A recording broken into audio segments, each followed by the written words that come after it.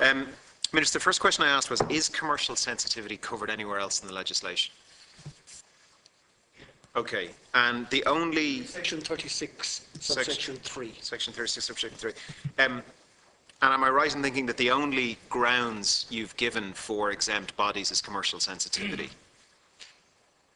No, there's a whole range of things. I mean, I'll give you a comprehensive answer, if I may. Yeah. I mean, comprehensive answer I've given already several times.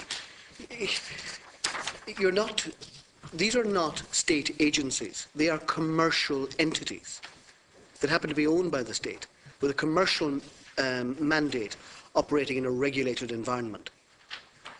And the notion that you would see them as an agency or a department of state that's sort of doing a bit of commercial work on the side that should be exempt is fundamentally a different concept than mine. I see them as commercial companies set up by the state to do with a commercial mandate to compete in a competitive environment owned by the state and pay the state a dividend.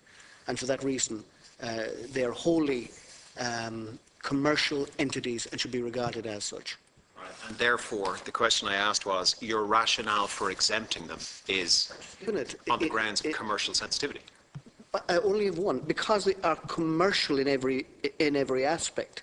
And therefore, the information under FOI would be impede their competitiveness, would aid people who are in competition with them to their disadvantage. Would restrict what commercial sensitivity means. That's my question. No, this goes well beyond commercial sensitivity. And I was trying to give you a list, but right. I mean, I think you understand the point. No, I don't. Can I have the list that is, can you give me what is included in the list that is not commercial sensitivity? I was in the process of, but you said that you understood commercial sensitivity. My question is, what is the rationale beyond commercial sensitivity? I don't think you've grasped what I've said at all. I'm saying these are commercial companies. To include them in FOI, when you're not including their competitors in the private sphere, would be to hobble them as effective players in a commercial market. Because the information is commercially sensitive, correct? A whole range of issues. Okay, what are the other issues? And I was in the process of listing. One, obviously, anybody doing business with them would be fearful that their data, their bids, their interactions with them would come into the public sphere. So they would be disadvantaged in that front. Their own cost base, their internal structures and so on would be disadvantaged. You can think of all the things that could be subject to FOI that would advantage a competitor if it was known. So if you either are in favour of having a commercial company owned by the state competing on a level playing field with a private sphere company, or you're not. But the notion that you have them sort of half spansoed because you feel that they are state-owned and a unique set of FOI responsibility should fall upon them, which would clearly have a commercial impact upon them. And that's your view. I don't agree with that, because I think that it would kill off the semi-state sphere. Now, maybe that's your view. It's not mine. That's fine. I still can't find anything that you've said that is not covered by commercial sensitivity. So the only thing you've added to commercially sensitive information is third-party data. But government departments have third-party data from companies, so they clearly know how to deal with that. You see, I don't think that the commercially sensitive information should be released to their competitors. We agree on that.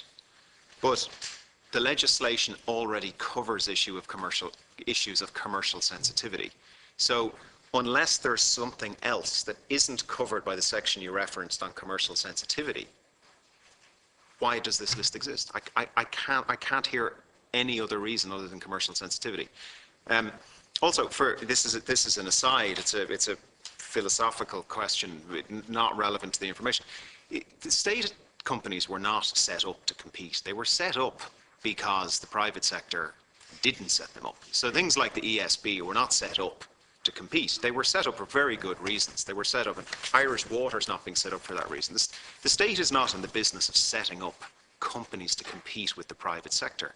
The state is in the business of setting up organisations that the private sector would not on its own set up. And we have a bunch of these. Also, Minister, with respect, they don't compete on a level playing field. Bus Éireann doesn't. Dublin Bus does not compete on a level playing field with the private operators because Dublin Bus has a state guarantee. If the private operators run out of money, they go out of business. None of the state agencies will ever go out of business. However, that's a bit of an aside. If commercial sensitivity is already guaranteed for any agency, what is special about this list that cannot already be covered by commercial sensitivity? I have heard nothing. I've heard nothing other than commercial sensitivity, which I accept, and is already sorted in the bill elsewhere. I'm afraid I'm talking the dialogue of the deaf here. Maybe you're not, Minister. Maybe don't disregard what I'm saying as ramblings. You know, maybe, heaven forbid, there's a point being made here. Patronise me, Deputy, please. Well, then you don't patronise me. If I can